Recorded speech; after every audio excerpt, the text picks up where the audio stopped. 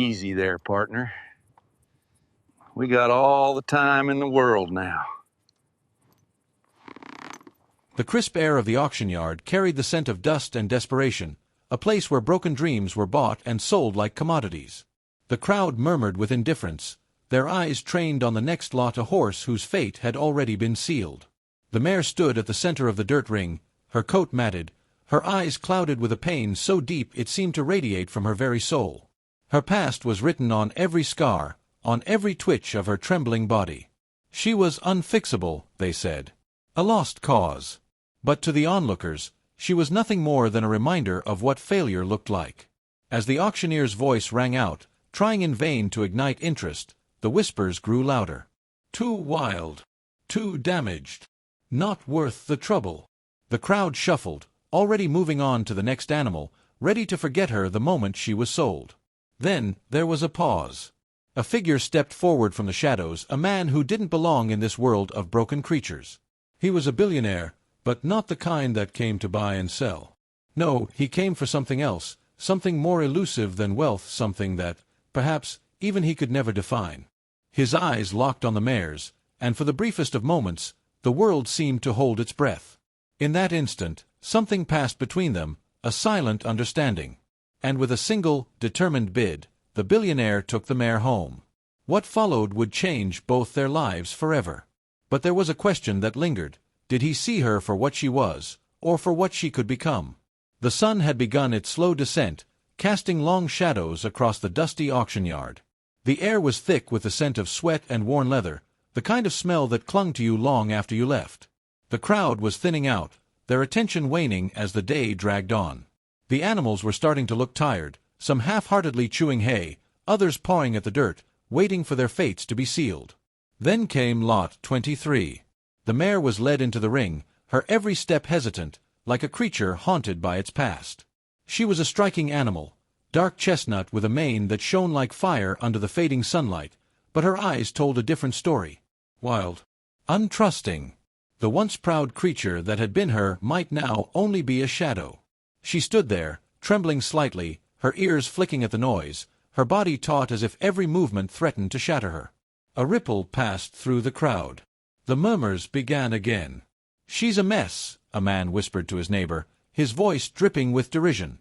"Too dangerous. She's had too many owners. Probably won't even be able to ride her." Another man scoffed. "They say she's untrainable. No one can fix that." The auctioneer, a thin, sharp-faced man, cleared his throat and gestured toward the mare with exaggerated flair. "Ladies and gentlemen, Lot 23, a fine mare with a unique history. A little wild, but with the right hand, she could be a fine companion." The crowd didn't seem convinced. The mare snorted, her hooves tapping nervously on the ground. She was all too aware of the eyes on her, of the judgment that came with every passing moment. She'd been here before, sold again and again, only to be discarded each time she didn't meet someone's expectations. The auctioneer's voice took on a tone of practiced optimism. Starting bid at a modest $500. A real steal for anyone with experience.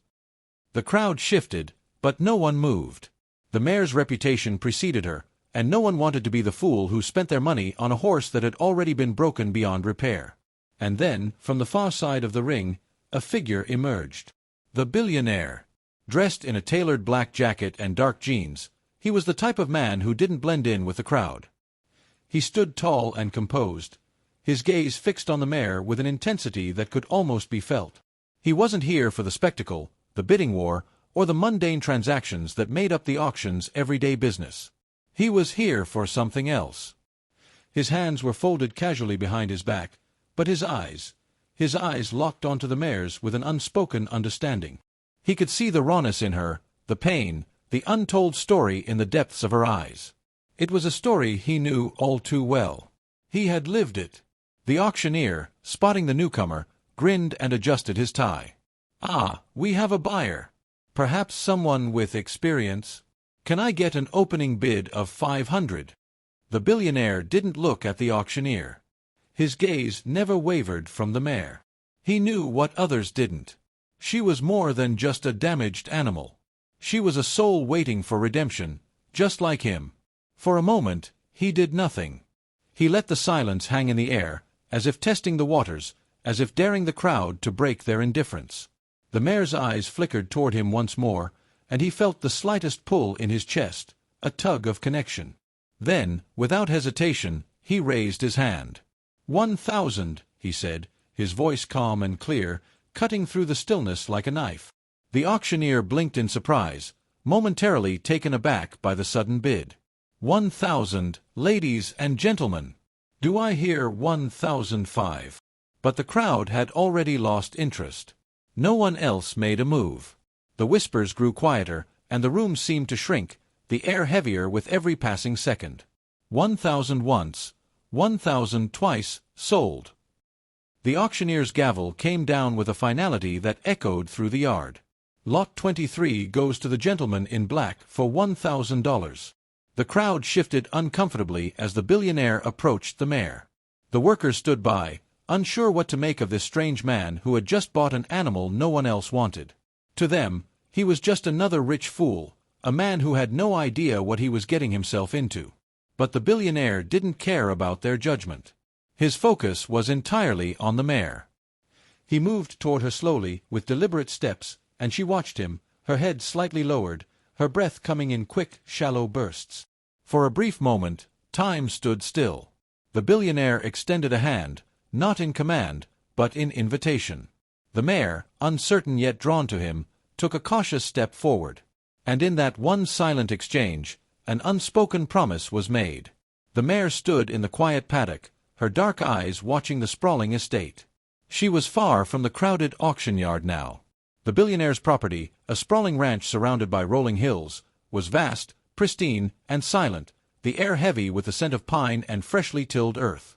It was a stark contrast to the harsh, suffocating atmosphere of the auction, but it felt just as alien to her. She had been brought here against her will, though she didn't know it yet. No one had ever bothered to offer her a real chance before, and now she was in the hands of a man she knew nothing about, yet who seemed different from the others. His eyes, full of quiet understanding, had unsettled her more than she cared to admit. The billionaire stood by the gate, observing her in silence. He had bought the mare on impulse, there was no denying it, but as the days passed, he found himself more drawn to her than he'd ever expected. He was used to control, used to commanding respect in boardrooms and conference calls, but this was different. She didn't care about his wealth. She didn't care about his title or his power. She cared only for herself, her space, her safety. He had no idea how to approach her. He knew nothing about horses, nothing about how to heal an animal this broken. His life had been built on strategies and tactics, but there was no quick fix here. His gaze softened as he watched the mare nervously shift her weight, her hooves tapping at the ground in erratic rhythms. She was like a ghost, a spirit locked in her own past, too terrified to be fully present in the moment. He sighed, stepping forward carefully, slowly. He'd read about how to approach a horse in distress, but there was a difference between knowing something in theory and doing it in practice. His boots crunched the gravel beneath his feet, but he kept his steps measured, deliberate. The mare's ears flicked backward, and she jerked her head, but she didn't bolt. It was a small victory. She was still wary, but she hadn't run. The billionaire stopped at the edge of the paddock. "I'm not going to hurt you," he murmured, though he wasn't sure she could understand. The words felt strange in the stillness, but he spoke them anyway, as if speaking to himself more than to her. For a long moment, the mare watched him, her body coiled like a spring, ready to lash out at the slightest provocation. But he stood still, unthreatening, waiting. Time passed. Minutes. An hour. But eventually, the mare inched closer. She was cautious, hesitant, but something in her eyes had shifted. She no longer seemed completely distrustful. There was a flicker of curiosity, even a faint hope. Without making a move to touch her, the billionaire knelt on the ground, his posture nonchalant, giving her space. It was a test of patience, of respect. He knew the only way to earn her trust was to show her he wasn't like the others, those who had failed her in the past, those who had seen her as nothing more than a broken tool. The mare took another slow step forward, closer now, her head low. The billionaire held his breath as she approached. His heart beat louder in his chest, his mind racing, but he stayed still. When she was within reach, he extended his hand, Not too fast, not too sudden. She hesitated, but after what felt like an eternity, she touched his fingers with her nose. A gentle, tentative contact, but it was enough. The billionaire felt his breath catch in his throat. For the first time since he had come to this place, something stirred within him. The raw, fragile connection between them felt almost miraculous, as if they were both teetering on the edge of something that could change everything. In that moment, he understood. Healing wouldn't come in a single day, or even in a week. It would come in moments like this, small, fleeting steps toward trust. He knew it wouldn't be easy, and there would be setbacks. But for the first time in a long time, he believed it could be done. The mare was not just a broken animal. She was a reflection of his own struggle, his own pain. And just like him, she needed time, patience, and perhaps, just perhaps, a second chance. As he stood up, he knew this was only the beginning. But it was enough. Enough to make him believe that maybe, just maybe, they could both heal together. The mare's progress was slow but undeniable. Each day, the billionaire spent hours with her, sitting quietly in the paddock, allowing her to approach at her own pace, never forcing her to trust him. They shared an unspoken understanding. He wouldn't push her, and she wouldn't flee. As the sun dipped below the horizon, the billionaire sat against the wooden fence, watching the mare graze. The soft rustling of her hooves in the grass filled the air, and for the first time in years, the billionaire felt a kind of peace he had long forgotten. But it wasn't without its cost. His mind drifted back to his childhood, to a time before the wealth, before the fame, when he was just a boy on a ranch, struggling to survive in a world where love was as rare as the rain. His father had been a hard man, tough as the leather on his boots, quick to anger and slow to forgive. His mother, a gentle soul, had passed away when he was just a boy, leaving a gap in his heart that no amount of success could fill. The memories flooded back like a tidal wave, his father's cold gaze, his silence after each failed attempt at approval. He had been the unfixable one in his father's eyes, never quite good enough, never quite able to meet expectations. The pain of that rejection had shaped him, driven him to build an empire, to prove he was worth something, to outrun the ghost of a childhood spent chasing the love he could never have. The mare's eyes met his, and for a fleeting moment, the billionaire felt the weight of her gaze as if she understood him. She, too, had been abandoned. She, too, had been branded unfixable by those who didn't understand what lay beneath the surface. Her wildness, her distrust, was the result of years of hurt. He could see it now, the way she had closed herself off from the world, the way she had learned to protect herself by being unreachable.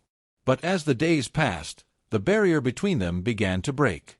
She would allow him to touch her now, gently, without the panic that had once gripped her. He had come to see that it wasn't just her trust she needed to rebuild, it was his own. And just like the mare, he was learning to forgive, to let go of the anger, the loneliness, the bitterness that had once defined him. With every small gesture of kindness, every moment of patience, the bond deepened. She wasn't just a broken mare. She was a reflection of his own struggle, and, for the first time in a long while, he didn't feel so alone. The wind whipped through the open pasture, the sky darkening with the threat of a storm. The mare stood at the far edge of the field, her body tense, her head held high. It had been weeks since the billionaire had first brought her to the ranch, and while they had made remarkable progress, there were still moments of uncertainty, moments when her past seemed to overtake her. That moment came without warning. The mare's hooves pounded the ground as she bolted, panic flooding her system. The billionaire had been on her back, attempting a simple ride through the pasture, but something, perhaps the sudden gust of wind or a distant noise, triggered her. She kicked and reared, throwing him to the ground with brutal force. Pain exploded in his side as he hit the earth, his vision blurring for a second. The mare continued to run, her wild eyes flicking back at him with the unmistakable fear of an animal in flight. His workers rushed to his side, but the billionaire barely registered their concern. He gritted his teeth, staring at the mare as she disappeared into the storm. Was this it? Had he made a mistake? But deep down, he knew the answer wasn't in giving up. It was in returning to her, just as she had to return to herself. The air was thick with anticipation as the crowd gathered around the makeshift arena. The local charity event was supposed to showcase the best horses in the region, a celebration of skill and strength. But for the billionaire, this wasn't just another competition. This was the test of everything he and the mare had worked for, the final proving ground for a bond forged in patience and understanding. The mare stood at the edge of the arena, her body stiff but her eyes calm, her coat gleaming under the afternoon sun. Her steps were measured, deliberate, a far cry from the wild creature she had once been. The billionaire stood beside her, his hand steady as he stroked her neck. He wasn't nervous. Not anymore. But the memories of that night, when she had thrown him to the ground, still lingered, and he knew this could go either way. Could she be trusted? Could he? As the announcer called their names, the billionaire climbed onto the mare's back with a quiet confidence. The crowd fell silent, all eyes on the unlikely pair. The mare shifted, her muscles tense, but she held steady. The first few moments felt like an eternity. She moved cautiously, but with each step, her confidence grew. She no longer looked to the sides with fear, she looked ahead, forward with purpose. And together, they moved as one. When they crossed the finish line, the crowd erupted in applause. But it wasn't the applause that mattered, it was the quiet, unspoken connection between the billionaire and the mare. They had both passed the final test. Together. The roar of the crowd faded into the background, their cheers lost in the soft rustling of the wind. The billionaire stood still, his hand resting lightly on the mare's neck, her dark coat warm beneath his fingers. He didn't hear the applause. He didn't need to. What mattered now was the quiet connection between them, a bond forged through patience, trust, and the shared understanding of what it meant to be broken and remade. The mare, her muscles no longer stiff with fear, walked beside him, calm and steady. Her eyes, once full of terror, now reflected the serenity of the moment. There was no wildness left in her, no defensiveness. She had found something here, not just in the sprawling ranch or in the billionaire's care, but within herself. She had learned that trust didn't mean weakness, and that the world didn't have to be a place of fear. As the two of them walked off the field, the billionaire's mind drifted back to a time long ago, to the boy he once was. A boy who had grown up in the shadow of a father's cold expectations, who had learned to protect himself by burying every feeling, every doubt, beneath a facade of strength. He had built an empire on that strength, on the belief that success could make him whole, but it had never been enough. Now, with the mare by his side, he saw it all in a new light. Success, he realized, wasn't the key to happiness. It was the willingness to face one's scars, to allow oneself to be vulnerable and trust again. In saving the mare, he had saved himself. She had helped him rediscover the part of himself that had been lost for so long, the part that believed in second chances, in healing, in the power of connection. The final test had been more than just a competition. It had been a moment of reckoning.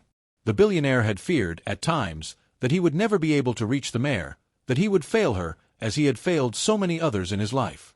But standing here now, in the quiet of the fading evening, he understood. There was no failure in love, no defeat in trying again. With a final glance over his shoulder, the billionaire saw the mare standing tall, her head high, her posture proud. It wasn't just about the race.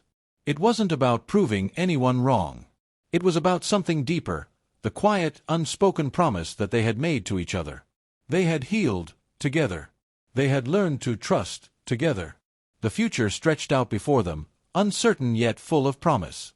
There would be more challenges ahead, more moments of doubt. But for the first time in his life, the billionaire felt ready. He wasn't facing the future alone. Not anymore. The mare stood beside him, steady and strong. And he knew, without a doubt, that whatever came next, they would face it together.